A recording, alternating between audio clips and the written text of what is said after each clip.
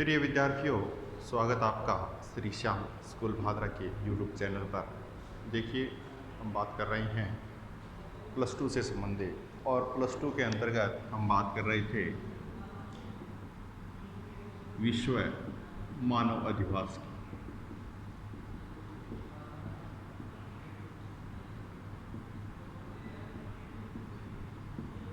विश्व मानव अधिवास के अंतर्गत हमने ग्रामीण स्तर पर जितने भी अधिवास थे उनके जो प्रतिरूप थे उनकी बात कर ली हमने। हम नगरीय अधिवास की ओर जा रहे थे, वहाँ हम बात कर रहे थे नगरीय अधिवास। नगरीय अधिवास कौन से अधिवास होते हैं? देखिए, व्यवसाय की दृष्टि से हमने देखा था कि जो प्राथमिक व्यवसाय होते हैं, प्राथमिक जितने भी कार्य होते हैं, इस प्रकार के कार्य कहाँ संपन्न होते हैं? ग्रामीण अधिवासों में। फिर हम बात कर रहे थे कि द्वितीयक, तृतीयक, चतुर्थ, पंचम, ये जितने भी क्रियाकलाप हैं ये कहाँ संपन्न होते हैं? नगरीय क्षेत्रों। तो हम कह सकते हैं कि नगरीय क्षेत्र वो होता है जहाँ पर द्वितीयक, तृतीयक, चतुर्थक, पंचम, ये जितने भी क्रियाकलाप हैं ये संपन्न होंगे, वो एक नगरीय क्षेत्र में काउंट होंगे। अब नगरीय क्षेत्र की कुछ विशेषताएं होती हैं, वो विशेषताएं हम देखेंगे। कौन कौन सी विशेषताएं हैं ये हम देख रहे हैं। नगरीय अधिवासियों की विशेषताएं। सबसे पहले विशेषता है कि उच्च जनसंख्या घनत्व। उच्च जनसंख्या घनत्व। देखिए, जनसंख्या घनत्व की बात की हमने पहले भी बात की थी कि कोई क्षेत्र है पर्टिकुलर, 1 वर्ग किलोमीटर, 1 किलोमीटर इस साइड में, 1 किलोमीटर इस साइड में, एक इस साइड में और एक इस साइड, ये होता है 1 वर्ग किलोमीटर। इसके अंतर्गत कुल व्यक्ति जो रहते हैं उसको हम किससे प्रदर्शित करते हैं? जनसंख्या घनत्व। 1 वर्ग किलोमीटर में रहने वाले लोगों की जो संख्या होती है वो जनसंख्या घनत्व। अब देखिए, जो जनसंख्या घनत्व है अलग अलग क्षेत्रों में अलग अलग पाया जाता है। जैसे हम बात करेंगे 1 वर्ग किलोमीटर में कितने व्यक्ति रह रहे हैं? 10 व्यक्ति रह रहे हैं। तो यहाँ ये जो स्तर दिखाई दे रहा है, ये कैसा स्तर दिखाई दे रहा है? ग्रामीण स्तर दिखाई दे रहा है। वहीं मैं बात करता हूँ 1 वर्ग किलोमीटर में 500 व्यक्ति निवास करते हैं, तो यहाँ अधिकतम दिखाई दे रहा है, ज़्यादा कंजेस्टिव दिखाई दे रहा है। तो यहाँ का जनसंख्या घनत्व कैसा है? उच्च, और यहाँ का जनसंख्या घनत्व निम्न। तो ये जो अधिवास मिलेंगे वो अधिवास किस प्रकार के होंगे? नगरीय होंगे। तो नगरीय क्षेत्रों में कैसा? उच्च जनसंख्या घनत्व पाया जाता है। ठीक है, एक विशेषता तो ये हमने देख ली है। दूसरी विशेषता की बात करेंगे,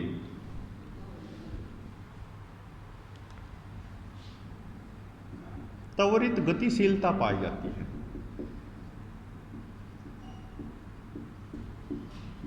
त्वरित गतिशीलता का तात्पर्य ये लिया गया है कि सिर्फ एक ही पहलू पर बात नहीं की जाती या एक ही पहलू पर फोकस नहीं किया जाता। जैसे हम बात करते हैं कि परिवहन का आधार लेकर बात करते हैं। जैसे नगरीय क्षेत्रों में क्या होता है? ऑटो हमने लिया, फिर डायरेक्ट हमको क्या मिल गई? बस मिल गई। बस से हमें क्या मिल गई? ट्रेन मिल गई। ट्रेन से हमें वायु परिवहन की सुविधा मिल गई। तो ये लगातार क्या हो रही है? गतिशीलता हो रही है एक क्षेत्र से दूसरे क्षेत्र में। परिवहन का साधनों का जो आधार है वो क्या है? बड़ा है। स्वरूप क्या है? बड़ा है। एक से अधिक संसाधन है। क्या ग्रामीण क्षेत्र में ऐसा होता है? कतई नहीं होता है। लंबी दूरियों में जाना पड़ता है, पैदल भी जाना पड़ता है, ऐसा सिस्टम होता है। तो वहाँ कोई गतिशीलता नज़र नहीं आ रही। जितने भी कार्य संपन्न होते हैं, जितने व्यवसाय संपन्न होते हैं, सब में क्या होती है? गतिशीलता होती है। जैसे आप देखोगे कि उद्योग हैं वहीं स्थापित होते हैं, वहाँ से मार्केट में आ गया और वहीं से व्यापार शुरू हो रहा है, और व्यापार से फिर वो उपभोक्ताओं के पास में जा रहा है। तो वो जो गतिशीलता है, दिन रात आप देखते हो, भाग दौड़ जो देख रहे हो, वो गतिशीलता में कन्वर्ट करते हैं। तो वहाँ पर जो गतिशीलता है वो कैसे मिलती है? त्वरित मिलती है। फिर हम बात करेंगे पक्की सड़कें व पक्के मकान। लेकिन ग्रामीण स्तर की जब भी बात की जाती है तो हमने पहले भी बात की, कुछ लोग झोंपड़ियों में निवास कर रहे हैं, कुछ कच्चे घरों में निवास कर रहे हैं। हमने सड़कों की बात की थी तो वो सड़कें कैसी थी? कच्ची थी। पगडंडियां भी सम्मिलित होती है ग्रामीण स्तर में।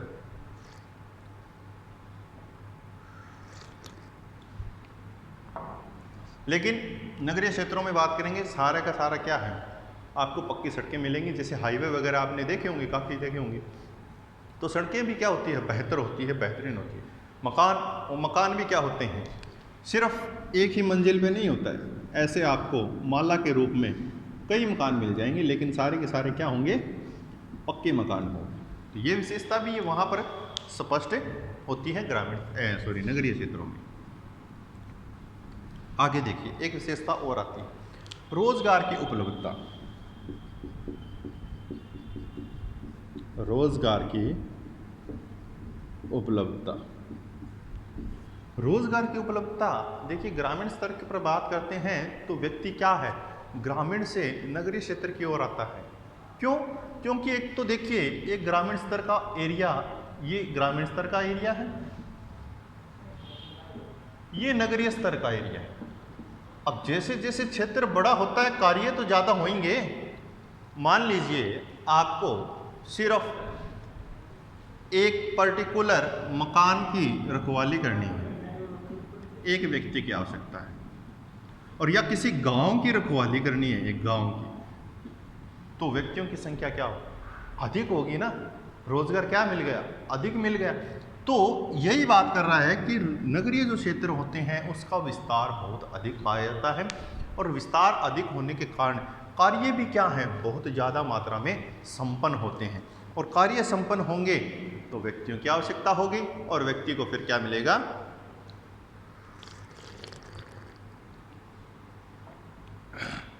रोजगार मिलेगा। ठीक है, आगे बात करते हैं। यातायात या परिवहन के व्यक्तिगत साधन भी होते हैं व सार्वजनिक साधन भी मिलते हैं, दोनों मिलते हैं, है ना। वहाँ पर ग्रामीण स्तर में हमने बात की, सार्वजनिक साधनों की क्या होती है? कमी होती है। लेकिन यहाँ पर व्यक्तिगत और सार्वजनिक दोनों संसाधन स्पष्ट हो रहे हैं। व्यक्ति स्वयं भी रखता है, और कुछ सरकार के द्वारा सार्वजनिक कुछ वाहन चलाए हुए हैं, जैसे बस हैं, ट्रेन हैं।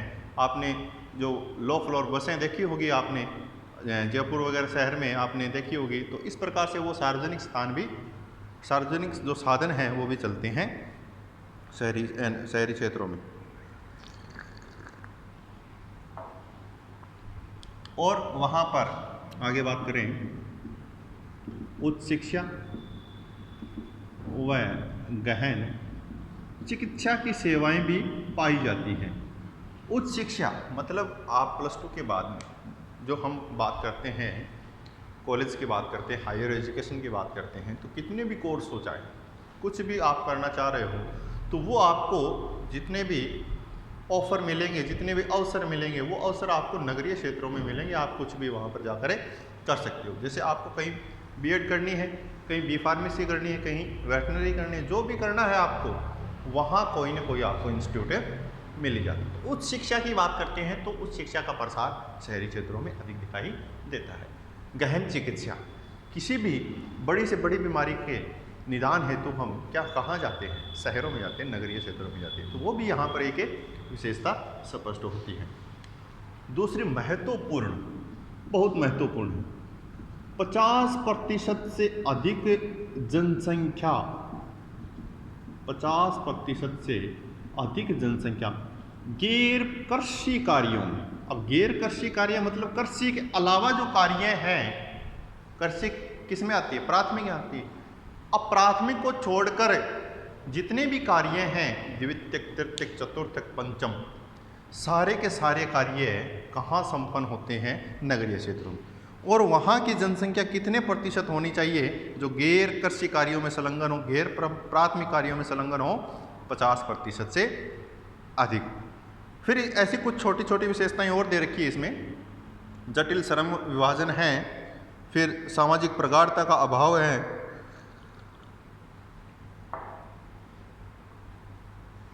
फिर और देर का आपको तीव्र सामाजिक जो क्षेत्र हैं उन क्षेत्रों के बारे में दे रखा है और वहाँ के आर्थिक स्तर के बारे में दे रखा है। जो सामाजिक प्रगाढ़ता की हमने बात की, सामाजिक घनिष्ठता होती है, ग्रामीण क्षेत्रों में एक दूसरे के सुख और दुख में काम में आते हैं, वो वहाँ पर नगरीय क्षेत्रों में ऐसा नहीं स्पष्ट होता है। तो ये कुछ विशेषताओं की बात की हमने।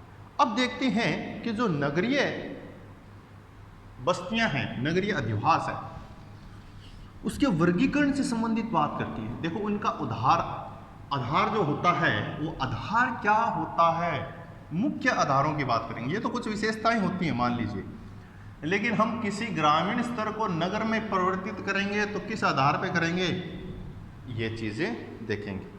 तो देखिए जो नगरीय अधिवास होते हैं, नगरीय अधिवासों का जो सामान्य आधार होता है उस आधार की हम बात करें। किस आधार पर हम किसी क्षेत्र को नगर घोषित कर सकते हैं। तो इसमें सबसे पहले हमने देखा है कि जनसंख्या का आकार। सामान्य आधार देखिए, वैसे तो विश्व में हम देखें एक प्रदेश से दूसरे प्रदेश में नगरीय बस्तियों का जो आधार है वो परिवर्तित होता हुआ स्पष्ट होता है। ये कोई जरूरी नहीं है सिर्फ एक ही आधार हो कि भी जनसंख्या की बात करेंगे तो जनसंख्या सभी देशों में इक्वल हो, ये हम बात नहीं कर सकते। जैसे बात करते हैं हम डेनमार्क की, स्वीडन की, फिनलैंड की, इन देशों में व्यक्ति कितने होने चाहिए, 250 व्यक्ति एक साथ जहां निवास कर रहे हैं वो क्षेत्र किस में बदल जाएगा, इनका नगर में बदल जाएगा। उसको ये क्या मान रहे हैं, नगर मान रहे हैं। ठीक है, वही हम बात करते हैं एक दूसरे क्षेत्र की, आइसलैंड की। आइसलैंड में कितने व्यक्ति होने आवश्यक है, नगरीय क्षेत्रों में 300 व्यक्ति होने आवश्यकता है। वहीं हम बात करते हैं कनाडा का क्षेत्र, उत्तरी अमेरिका के आसपास, वेनेजुएला का क्षेत्र, यहां 1000 व्यक्ति होने आवश्यक हैं। उसी क्षेत्र को ये क्या बोलेंगे, क्या बोलेंगे, नगरीय क्षेत्र बोलेंगे। फिर कोलंबिया में 1500, अर्जेंटीना में 2000, अमेरिका और थाईलैंड में 2500। जापान की बात करते हैं, एशियाई क्षेत्र है, 3000 व्यक्ति जहां पर निवास करते हैं वो क्षेत्र किस में आएगा, नगरीय क्षेत्र में आएगा।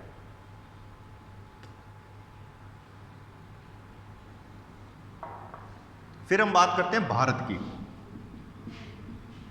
भारत में जहां 5000 व्यक्ति निवास करते हैं वो क्षेत्र किस में सम्मिलित होता है, नगरीय जनसंख्या में सम्मिलित होता है। साथ साथ में भारत की दृष्टि से देखें तो भारत का एक आधार और भी है जनसंख्या के अंतर्गत कि भारत क्या मानता है, भारत 5000 व्यक्ति तो कहता ही है, साथ साथ में ये कहता है कि 400 व्यक्ति प्रति वर्ग किलोमीटर जहां निवास करते हैं प्लस 5000 व्यक्ति हो, 400 व्यक्ति प्रति वर्ग किलोमीटर प्लस 5000 व्यक्ति हो, और वहां की जनसंख्या प्राथमिक व्यवसाय में संलग्न न हो, या लगभग 75% जनसंख्या गैर प्राथमिक कार्यों में संलग्न हो। किसमें संलग्न हो, गैर प्राथमिक कार्यों में संलग्न हो। ये तो है भारत का कंटेंट कि भारत क्या मानता है नगरीय क्षेत्र को। 5000 व्यक्ति, 400 व्यक्ति प्रति वर्ग किलोमीटर, 75% गैर प्राथमिक कार्यों में संलग्न, ये मानता है भारत। अब हमने देखा अलग अलग देशों में अलग अलग जनसंख्या का आकार है, तो कोई जरूरी नहीं है कि भी नगरीय बस्ती की अवधारणा सिर्फ है एक ही कारक पर एक समान आधार पर मानी जाए। ठीक है, अब देखिए दूसरी एक विशेषता है, दूसरा एक आधार है जिससे हम नगरीय बस्ती को डिफाइन करते हैं। व्यवसायिक संरचना भी बात की हमने।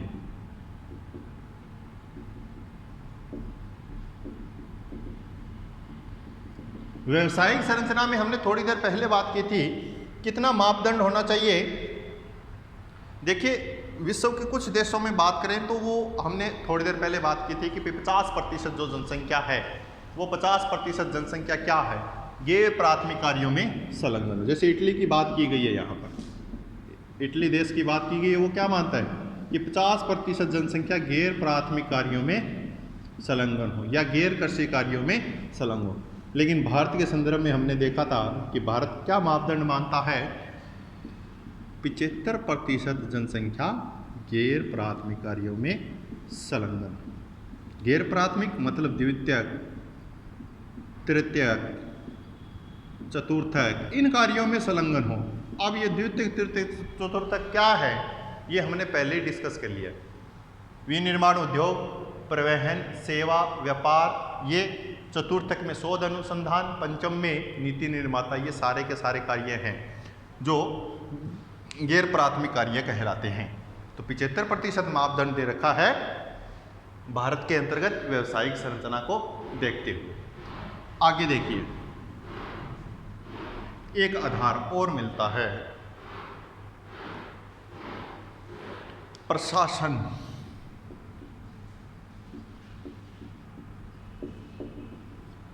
देखिए प्रशासन में क्या है, देखो कुछ देश क्या हैं,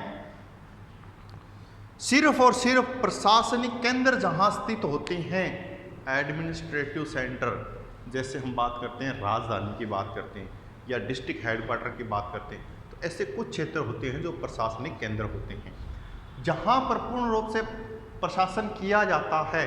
ऐसे क्षेत्रों को नगरीय बस्ती में काउंट कर लेते हैं। कुछ ऐसे देश हैं, लेकिन भारत के संदर्भ में बात करेंगे तो भारत के अंतर्गत या तो कोई नगर पालिका का क्षेत्र हो या छावनी बोर्ड हो या कोई कंटेनमेंट जोन हो, या हम कह सकते हैं उसको अधिसूचित नगरीय क्षेत्र, कंटेनमेंट जोन, अधिसूचित नगरीय क्षेत्र। इन क्षेत्रों को किस में शामिल करती है भारत, नगरीय बस्ती में शामिल करती है। ये जहाँ जहाँ व्यवस्थापित होते हैं वो नगरीय क्षेत्र में तब्दील हो जाता है या उसको हम नगरीय क्षेत्र कहते हैं। लेकिन जो हमने पहले बात की कि जो प्रशासनिक केंद्रों के आधार पर नगरीय बस्तियों को डिवाइड करते हैं, ऐसे देश जैसे हमने बात की ब्राज़ील, ये प्रशासनिक केंद्र के आधार पर ये सिलेक्ट करेगा कि नगरीय बस्ती कौन सी है। बोलिविया, ये भी क्या करता है, इन्हीं प्रशासनिक केंद्रों के आधार पर नगरीय अधिवासों का निर्माण करता है। अब इसके अलावा कुछ और आवश्यक दशाएं होती हैं जो कुछ देश मानते हैं कि ऐसी आवश्यक दशाएं होनी चाहिए। देखिए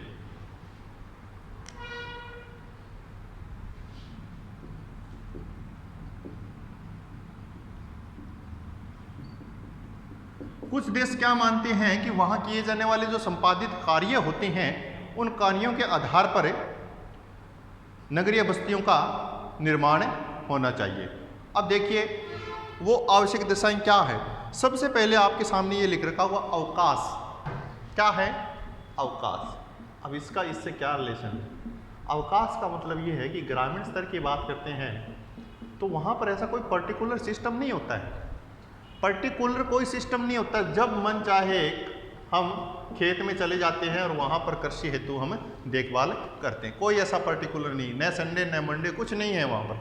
लेकिन शहरी क्षेत्रों में एक फिक्स डे होता है जिससे वो अवकाश प्राप्त कर सकते हैं।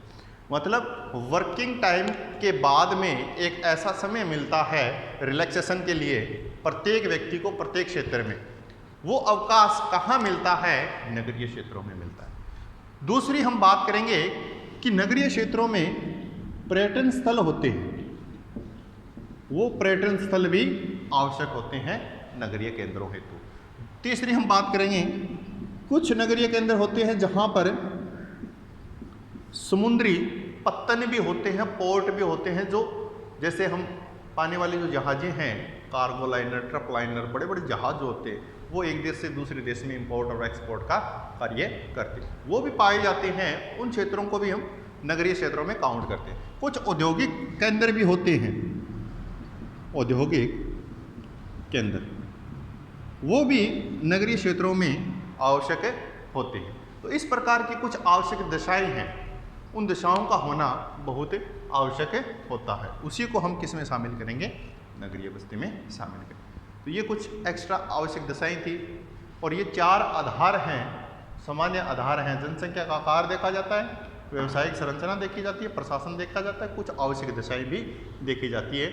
इन्हीं के आधार पर किसी क्षेत्र को हम नगरीय बस्ती में डिवाइड कर सकते हैं या काउंट कर सकते हैं। अब इसके बाद में जो नगरों का वर्गीकरण है, नगर किसे कहते हैं, महानगर किसे कहते हैं, सन नगर, और इसके बाद में भरत नगर, तो ये हम बात करेंगे नेक्स्ट वीडियो में। तो आशा करता हूँ कि आपको वीडियो अच्छा लगा होगा। Thank you very much.